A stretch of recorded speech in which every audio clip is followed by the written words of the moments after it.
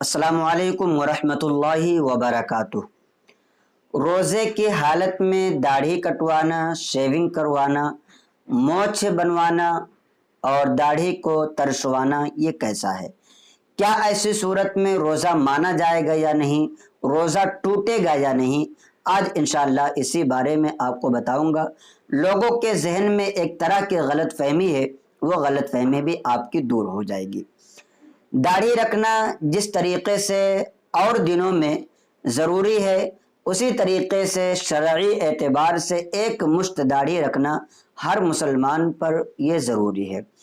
اگر کوئی ایک مشت سے کم کرتا ہے تو ایسی صورت میں وہ گنہگار ہوگا، چاہے ماہ رمضان ہو یا ماہ رمضان کے علاوہ کوئی دوسرے مہینے ہو، اس میں بھی اگر کوئی اس طریقے سے کرتا ہے کہ اپنی داڑھی کو چھوٹا کر کے شیو کروا کے ایک مشت سے یعنی کہ ایک مٹھی سے کم کر دیتا ہے تو ایسی صورت میں وہ گنہگار ہوگا۔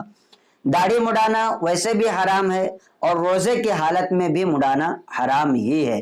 اب رہی یہ بات کہ اس سے روزہ ہوگا یا نہیں، روزہ مانا جائے گا یا نہیں، تو داڑھی مڈانے کا جو گناہ ہے وہ الگ گناہ ہے اور روزہ رکھنے سے داڑھی مڈانے کا کوئی تعلق نہیں ہے۔ اگر کوئی داڑھی مڈا کر کے روزہ کی حالت میں داڑھی مڈاتا ہے تو ایسی صورت میں بھی اس کا روزہ مانا جائے گا اور اس کا روزہ ہوگا، اس کا روزہ داڑھی مڈانے سے یا شیونگ کروانے سے نہیں ٹوٹتا ہے۔ البتہ مونچھ کو ترشوانا، مونچھوں کو چھوٹی کرانا، اس میں کسی طرح کا کوئی حرج نہیں ہے۔ اگر آپ کے مونچھ بڑے ہو گئے ہیں یا ناخن بڑے ہو گئے ہیں یا بال بڑے ہو گئے ہیں تو آپ بال بھی کٹوا سکتے ہیں، ناخن بھی کٹوا سکتے ہیں، مونچھیں بھی ترشوا سکتے ہیں۔ ہاں، داڑھی کو بھی آپ شیو کروا سکتے ہیں، لیکن اس میں یہی ضروری ہے کہ داڑھی کو ایک مشت سے کم نہ رکھا جائے۔ اگر شیونگ کا معنی یہ لیا جائے کہ سپاٹ کر دیا جائے یعنی کہ چھل کر کے نکال دیا جائے تو شیونگ کا معنی یہ نہیں، بلکہ اس کو جو ہے ہلکا ہلکا جہاں بھی بڑھا گھٹا ہے اس کو نکال دیا جائے، اتنا شریعت اجازت دیتی ہے۔ اور اگر ایک مشت سے زیادہ ہو گیا ہو تو ایک مشت سے جو زائد ہے اس کو نکالنے کی بھی اجازت شریعت مطہرہ کی طرف سے ہے۔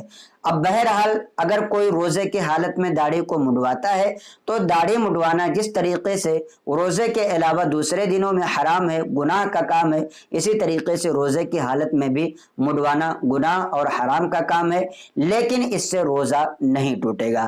اور روزہ رکھ کر کے گناہ کے کام سے ہر انسان کو بچنا چاہیے، اس لیے کہ روزہ کی فرضیت کی ایک اہم وجہ جو اللہ تبارک و تعالیٰ نے کلام مقدس میں ارشاد فرمائی، اللہ ارشاد فرماتا ہے یا ایھا الذین آمنوا کتب علیکم الصیام کما کتب علی الذین من قبلکم لعلکم تتقون، کہ اے ایمان والو تم پر روزے فرض کیے گئے جیسا کہ تم سے پہلے کے لوگوں پر فرض کیا گیا تھا تاکہ تم پرہیزگار ہو جاؤ۔ تو روزے کا ایک اہم مقصد اور ایک اہم چیز جو روزے کو فرض کرنے کی وجہ ہے وہ یہ ہے تاکہ انسان پرہیزگار ہو جائے، متقی ہو جائے، اللہ تبارک و تعالیٰ سے ڈرنے لگے۔ ظاہر سی بات ہے اگر اللہ کا خوف پیدا ہوگا تو شریعت نے جس چیز کا حکم دیا ہے بندہ وہ چیز کرتا ہوا نظر آئے گا، نہ کہ یہ کہ داڑھی کٹانے کا کے اوپر جو ہے وعیدیں آئی ہوئی ہیں اور انسان داڑھی کٹا کر کے پھینکے، یہ انسان نہیں کرے گا اگر اس کے اندر تقوی، پرہیزگاری اور اللہ تبارک و تعالیٰ کا خوف آ جائے۔ اس لیے ماہ رمضان میں جس طریقے سے آپ گناہ کے کام کرنے سے بچتے ہیں اسی طریقے سے رمضان کے علاوہ میں بھی اللہ تبارک و تعالیٰ ہم سب کو گناہ کے کام کرنے سے بچنے کی توفیق عطا فرمائے اور زیادہ سے زیادہ ہم سب کو نیکیاں کرنے کی توفیق عطا فرمائے۔ آپ سے گزارش ہے کہ اس کلپ کو زیادہ سے زیادہ اپنے دوستوں کو بھی صدقہ جاریہ کی نیت سے شیئر کریں تاکہ انہیں بھی دینی معلومات حاصل ہوں اور وہ بھی شرعی مسائل پر صحیح طریقے سے عمل کر سکیں۔ السلام علیکم ورحمۃ اللہ وبرکاتہ۔